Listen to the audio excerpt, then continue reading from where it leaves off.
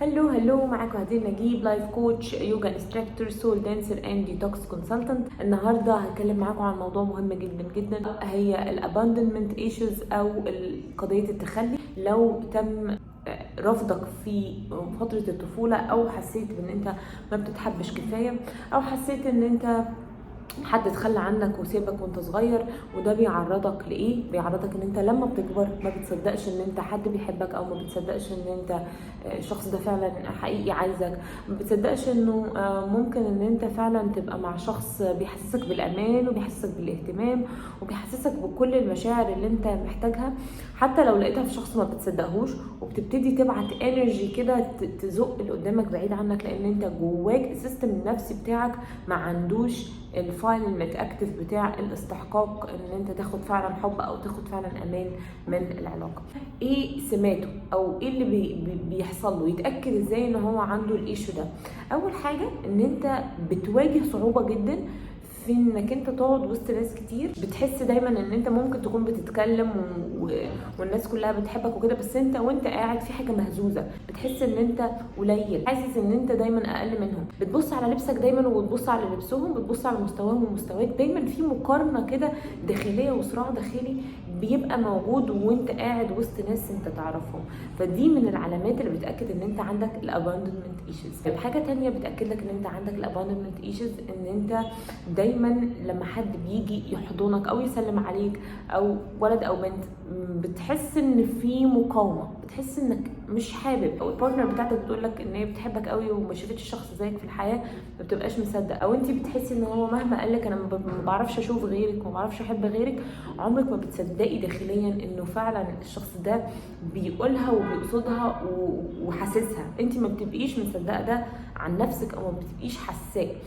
دايما الهدايا بالنسبه لك ممكن تشككي، يعني ممكن تقولي لا هو ما كانش جايب لي الهديه دي وجايبها لواحده تانية وجيت دهني كده بالصدفه، بتفضلي تشككي دايما في طرق حبه ليكي. لو في صديقه ليكي بتحضنك برضو او بتقولك انه هي بتحبك جدا وان هي عايزه تتكلم معاكي ووحشاها، ما بتصدقيش. الحضن بالنسبه برضو للسيدات، دايما لو واحده صاحبتك جايه تحضنك، لو حسيتي انه هي عندها مقاومه ناحيتك او ناحيه المشاعر الحلوه اللي بتديها لك، يبقى هي عندها خوف من استقبال الحب.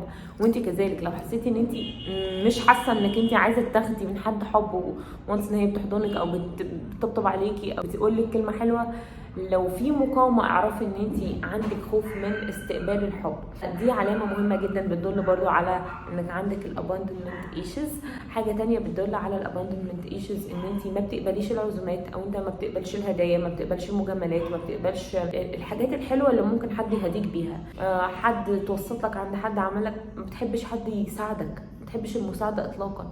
بالنسبه للست او للراجل ما بتحبيش حد يساعدك ابدا، عايزه تبقي اندبندنت وعايزه تبقى اندبندنت على طول، عشان في حاجه جواك بتقول انه معنى انه حد يساعدك ان هو ليه عليك جميله، انت مصدق ان انتوا ما تستاهلش حاجه حلوه من حد، لان هو كده مش بيحبك، فانت مقتنع وانت مقتنعه انه تماما هو مش نابعه من الحب، هي نابعه من المصلحه والجميله، وان هو هيبقى عايزني اردها له، فبالتالي بتتعاملي عملي جدا، فبتبقيش عايزه تاخدي حاجه من حد. الموضوع ده بيبقى عامل مشكله جدا كمان للسيدات جدا، لانه الستات الاصل بتاع ان هي تاخد حب الاستقبال، الاصل ان هي تكون انثى، ان هي تستقبل كل حاجه حلوه، فبتواجهه في الحياه العمليه وبتواجهه في الحياه الشخصيه او الحياه العاطفيه لو هي مش عارفه اصلا تستقبل. خلي بالك اللي بيخدمك ده هو بيحس بقيمه اعلى من اللي انت بتاخدها، لانه بيقدم حاجه حلوه، هو بيحس ان هو بيعمل حاجه لله، فاللي بيتعمل لله بتبقى القيمه بتاعته والانرجي بتاعته اعلى بكتير، فانت باصص لها انها جميله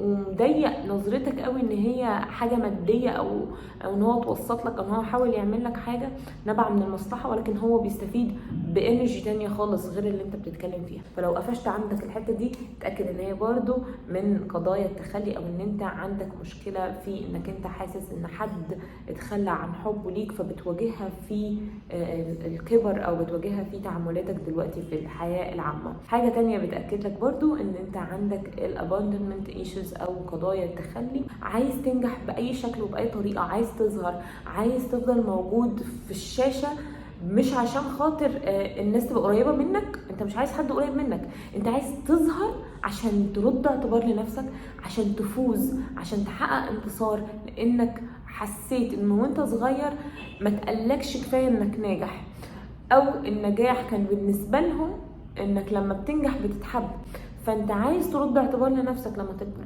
فانا لو فعلا نجحت هرد الحاجه اللي انا ما خدتهاش وهاكد لنفسي ان انا كنت استاهلها. انت بتحارب نفسك، يعني لو حتى مش عايز تثبت لهم، انت بتبقى عايز تثبت لنفسك انك انت لازم تنجح عشان عدوك الداخلي، الصراع اللي بيحصل جواك. شفت، هم ما رضوش يحبوني وانا ناجح، فبقى النجاح اصبح بالنسبه لك انك انت بتعاند نفسك، او انك انت بتحارب نفسك، او انك انت بتضغط على نفسك عشان خاطر تاكد لنفسك انك تستاهل وتستحق. بتاخد الاستحقاق بطريقه تانية خالص. هو عايز يثبت انه انا كنت استحق، فانا دلوقتي بثبت قضيه الاستحقاق بتاعي. فبيبتدي يتسحل في الحياه ويبتدي يبقى عايش بس عشان ينجز، يلهث ورا الاهداف، بيلهث ورا النجاح، ورا الفلوس، ورا ان هو يجيب موبايل جديد، ورا ان هو يجيب عربيه، ورا ان هو يروح يخطب عشان يتجوز، عشان الناس تشوفه اتجوز، يصدر الايمج بتاعت انه انا كنت استحق. انتوا الاغبياء ما شفتوش انا هو بستحق، وانا اللي غبي كنت فاكر ان انا ما استحقش، لا انا هو استحق.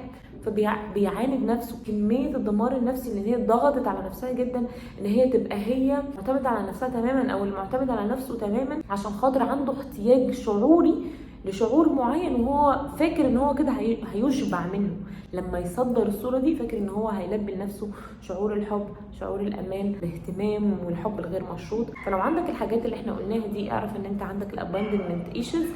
ابتدي اعرف ان انت مش محتاج تثبت اي حاجه لاي حد، عادي ان انت تستقبل حب من الناس. استفيد انت من المشاعر حتى لو اللي قدامك نيته مش حلوه.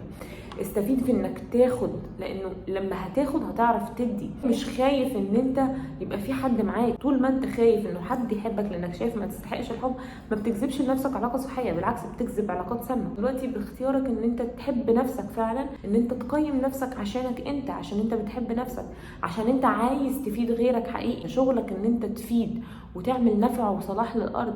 دورك في الحياه هو من خلال ربنا، مش من خلالك انت. انت بتاخد كل حاجه بيرسونالي، انت كل حاجه عايز تحققها من ذاتك، لا حققها من خلال ربنا، وحقق الشعور ده من خلال ربنا. طول ما انتم مش حاسوا مع ربنا ومع نفسك، مش هتجذب العلاقات اللي تحقق لك الامان في الحب.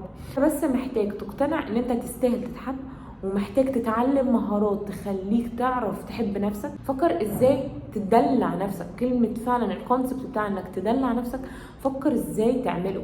فلما هتعمله، في ناس تقول لي طب انا هعمله لوحدي هستفيد ايه؟ هي دي الفكرة، انك تستفيد ان انت تعرف تنجوي باي يور سيلف مع نفسك. اتعلم المهارة دي. لو اتعلمت مهارة انك تتبسط بيك ومع نفسك، واكتسبت سكيلز فيها، وخليت عندك الشعور بتاعها جواك، انك انت عندك فولفيلمنت وعندك اكتفاء وعندك احساس انه اي حد في الحياه هو اللي يتمنى يبقى معاك، مش انت اللي تتمنى تبقى معاه. هو اللي يتمنى يبقى في الطاقه والهاله بتاعتك، مش انت اللي بتجري وتلهث ان هو يحبك. انت اكتسبت المهارات دي، هتعرف كويس قوي قوي قوي قوي تتخلص من الشعور. ممكن تاخد وقت شويه، ممكن لو عايز تظبط الموضوع اكتر تلجأ لحد متخصص. الموضوع سهل وبسيط وبيتحل، وفي ناس كتير دخلت في الجورني دي وابتدت تطلع بطاقه رهيبه جدا، وابتدت تطلع بانطلاق من الحته بتاعت انه انا ما بصدقش ان انا اتحب مهما خدت اللي انا عايزاه. انا مش حاسه ان انا محبوبه، مش حاسه ان انا كفايه بالنسبه لحد. اول ما تبتدي تعرف ان انت عندك المشكله دي، هو انت كده على طريق ان انت خلاص قطعت نص الطريق عشان تحل المشكله. كنت مبسوطه قوي ان انا معاكم، ولو الفيديو عجبك ما تنساش تعمل لايك وتدوس سبسكرايب عشان تشوف فيديوز اكتر، وتبعت الفيديو ده لكل الناس. دي كارما ايجابيه، عشان لما هتفيد انت كمان هتستفيد اكتر، وربنا هيبعت لك وعي اكبر، عشان دي كارما ايجابيه. ما تنسوش كمان تعملوا فولو على انستجرام، ولو حابين تشتركوا في الباكجز او الكوتشنج سيشنز او الارت ثيرابي سيشنز، الكونتاكت نمبر موجود على الانستجرام، وانا برد على كل الناس في الدي ام. هبقى مبسوطه قوي لو بعتلي وسالتني على اي حاجه، برد على كل الناس. اشوفك في فيديو تاني. باي باي.